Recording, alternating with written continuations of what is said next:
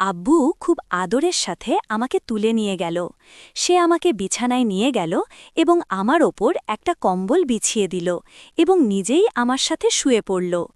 আমার কিন্তু খুব লজ্জা লাগছিল। আমি ভাবছিলাম এখন কি করব, কিন্তু ততক্ষণে আব্বু তার কাজ শুরু করে দিয়েছে। আমি বারবার বললাম, আব্বু আমি তোমার মেয়ে। বন্ধুরা, আমার একটাই ছোট পরিবার, আমার মামা আর আব্বু। আব্বু মদের দোকানে কাজ করে এবং তার দোকানটাও খুব ভালো চলে, তাই আমাদের বাড়িতে সব কিছু আছে। আমার গ্রামের বাড়ির সব ছেলে আমার জন্য পাগল, কারণ আমি খুব সুন্দরী আর কোমল মেয়ে। কিন্তু আমি যত সুন্দরী হই না কেন, আমিও সমানভাবে নিরীহ। রাতে ভেজা বিছানায় ঘুমাতে ভয় পেতাম, তাই আমি আমার মামার সাথে তার ঘরে ঘুমাই। বাবা সবসময় আমার মামাকে বলতেন যে এখন আমাদের মেয়ে বড় হয়ে গেছে, তার বিয়ে দেওয়া উচিত। এই কথা শুনে আমি লজ্জা পেতাম। ডিসেম্বরের একটা দীর্ঘ ঠান্ডা রাত ছিল। কাকা আর ভাই আমার চাচাতো ভাইদের বিয়েতে গিয়েছিলেন। তখন তারা আমার কাছেই ঘুমাচ্ছিলেন। কাকা ছাড়া আমার ঘুম আসছিল না এবং খুব ঠান্ডাও লাগছিল। আমি হিটার চালু করার কথা ভাবছিলাম, যাতে ঠান্ডা একটু কমে যায় এবং ঘরটাও গরম হয়। তাই আমি রান্নাঘরে গিয়ে একটা ম্যাচবক্স নিয়ে হিটার চালু করলাম। কিন্তু আমার ভাগ্য খারাপ ছিল যে রান্নাঘর থেকে ম্যাচবক্স তুলতে গিয়ে এক টুকরো তরকারি আমার গায়ে পড়ে গেল এবং তরকারি আমার জামা কাপড়ে পড়ল। খুব রেগে গিয়েছিলাম যে খুব ঠান্ডা আর সেই তরকারির ওপরেও আমার জামা কাপড়ে পড়ল। আমি ঘরে এসে হিটার চালু করে কাপড় শুকাতে শুরু করলাম, কিন্তু তরকারি আমার শরীরেও পড়ে গিয়েছিল, যার কারণে আমি খুব বিভ্রান্ত বোধ করছিলাম। আমি হিটারে পানি গরম করে স্নান করতে গেলাম। স্নান শেষ করে মনে পড়ল যে আমি অন্য কাপড় আনতে ভুলে গেছি। এখন একই তরকারির কাপড় আর পরা যাবে না, তাই আমি ওয়াশরুম থেকে বেরিয়ে এলাম। ততক্ষণে ঘরটা গরম হয়ে গেছে আর আমার স্নান করার দরকার ছিল না। মনে হচ্ছিল যেন আমি একটা তন্দুর ছুঁয়েছি।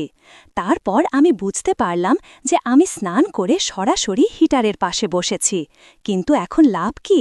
আমি তাড়াতাড়ি উঠে চলে যেতে শুরু করলাম। তারপর আব্বু আমাকে থামিয়ে বললেন, আমি তো কারণ ছাড়াই বলিনি যে তুমি এখন প্রাপ্তবয়স্ক হয়ে গেছ। আব্বু আমাকে আদর করে তুলে নিলেন, আমাকে বিছানায় শুইয়ে দিলেন, কম্বলটা গায়ে দিয়ে আমার সাথে শুয়ে পড়লেন। আমি খুব লজ্জা পাচ্ছিলাম যে এখন আমার কি করা উচিত, কিন্তু ততক্ষণে আব্বু কাজ শুরু করে দিয়েছে। আমি তাকে অনেক বলেছি যে আব্বু আমি তোমার মেয়ে, আমার এখনো বিয়ে হয়নি, কিন্তু এখন সে আমার একটা কথাও শুনছিল না এবং আমাকে বলছিল যে একবার খেলো, তাহলে তুমি বাজাতে শিখবে। আমিও আব্বুর সাথে খেলতে শুরু করলাম এবং তাকে মন দিয়ে সমর্থন করতে লাগলাম। যখন আব্বু আমাকে জোরে ছেড়ে দিল, তখন রক্ত বের হতে লাগল।